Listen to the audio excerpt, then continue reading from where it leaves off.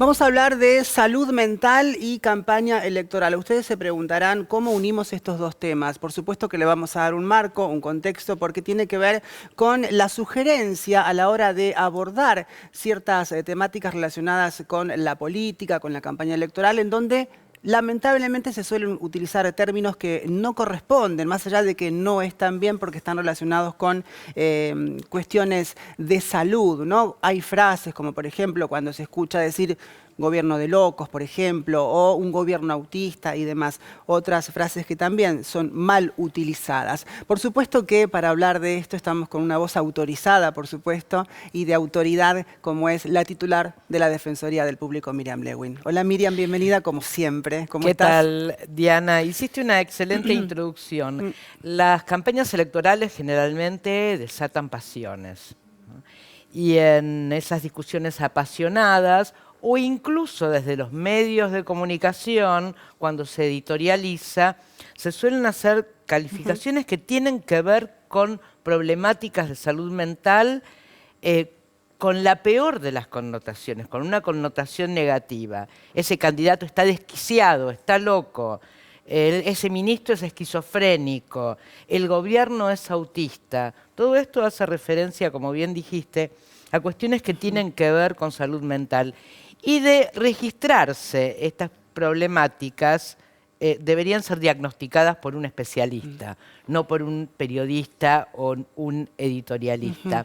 Uno tiene que pensar que cuando califica negativamente, en lugar de utilizar argumentos u ideas, basándose en las disidencias, que son absolutamente legítimas, uno puede confrontar de manera categórica, como dije antes, con pasión, con firmeza, sin necesidad de generar algún tipo de padecimiento a quien escucha, al televidente o a la televidente. Porque imaginémonos una familia que tiene, está atravesando una problemática de salud mental de alguno de sus miembros, que escucha: el presidente es autista, no escucha, el ministro es esquizofrénico, un día dice una cosa y otro día dice otra.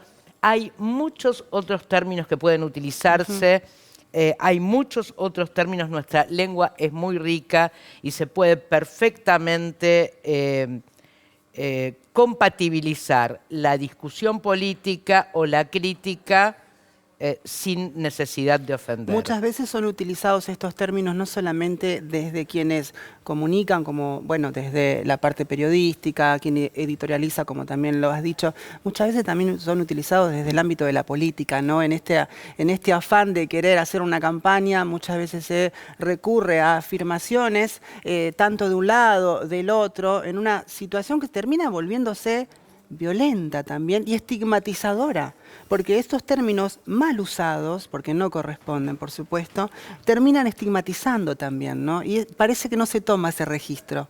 Muchas veces a la hora de emitir una opinión o una descalificación, no se tiene en cuenta la proyección de lo que se comunica, ¿no, Miriam? Ahí está el problema, ¿no? Ahí está No el saber lo que problema. estamos diciendo y hasta dónde puede llegar. Por eso, desde la Defensoría del Público redactamos, junto con el órgano de revisión de la Ley de Salud Mental, con Fórum Infancias, con la Defensoría del Pueblo, con el Ministerio de Salud del Gobierno de Entre Ríos, con otras organizaciones de la sociedad civil, una guía sobre cómo comunicar sobre salud mental con enfoque de derechos humanos. Y ahí, ni bien comenzamos a leer, en la primera recomendación está esto, no utilizar en el debate o en la discusión política o en las columnas políticas desde los medios ningún término que se relacione con padecimientos o problemas de salud mental. Miriam, esto está apuntado para quien quiera acceder más allá del periodismo, Por desde supuesto. los distintos medios de comunicación. Se me ocurre preguntarte algo que nunca te lo pregunté, pero me parece importante el trabajo que vienen haciendo desde la Defensoría del Público, que muchas veces comienza la educación desde el lugar de la academia, desde las escuelas de periodismo, etcétera, etcétera.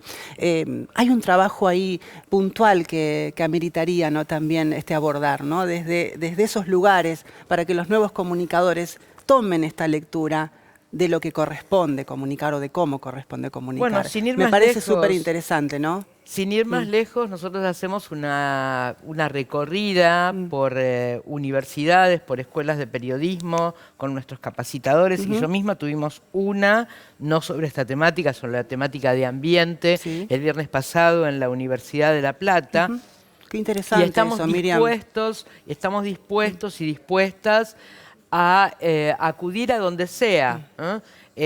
Nuestras capacitaciones son cortas, entretenidas. Sabemos que los y las estudiantes y trabajadoras de prensa no tienen demasiado tiempo para invertir, desgraciadamente, en reflexionar sobre la práctica, pero se abren espacios, suertes de clínicas de comunicación responsable, donde todo el mundo hace su aporte y las conclusiones son muy, muy interesantes, porque ¿quién mejor que él o la periodista que sale a la calle a cubrir diversas temáticas, a veces en un mismo día, para manifestarnos cuáles son los problemas, cuáles son los dilemas éticos a los que se enfrenta?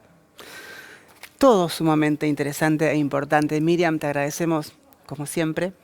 Bueno, para quien está escuchando, no sé si querés decir algo más. Sí, lo único que Y los quería decir sitios, es las páginas. comunicar Sí. sobre salud mental con enfoque de derechos humanos Bien. en la página de la Defensoría del Público, que es www.defensadelpublico.gov.ar.